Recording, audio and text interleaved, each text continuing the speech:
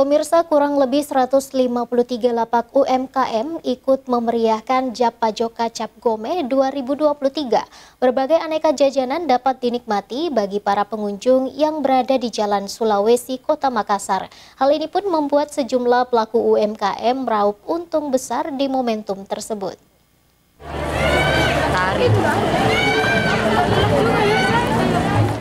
Setelah beberapa tahun tidak dilaksanakan akibat COVID-19, puncak perayaan Imlek Cap Gomeh tahun ini disambut antusias warga dengan hadirnya ribuan pengunjung baik warga Tionghoa maupun warga Muslim.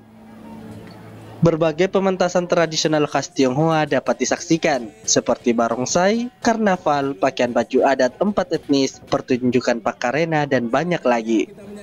Kegiatan Jap Pajoka Cap Gomeh ini juga tersedia berbagai macam aneka kuliner khas Makassar yang tersedia di tenan sepanjang Jalan Sulawesi.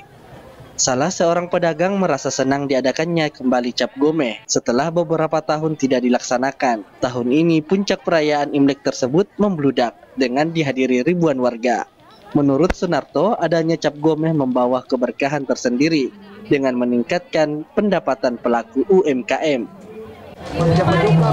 Oh, rame, banyak pembelinya. Ya, harapan ke depannya mudah-mudahan lebih rame lagi, bisa lebih rame setiap tahun ada acaranya.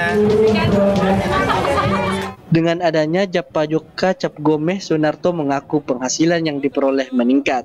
Ardi Jaho, Slebes TV.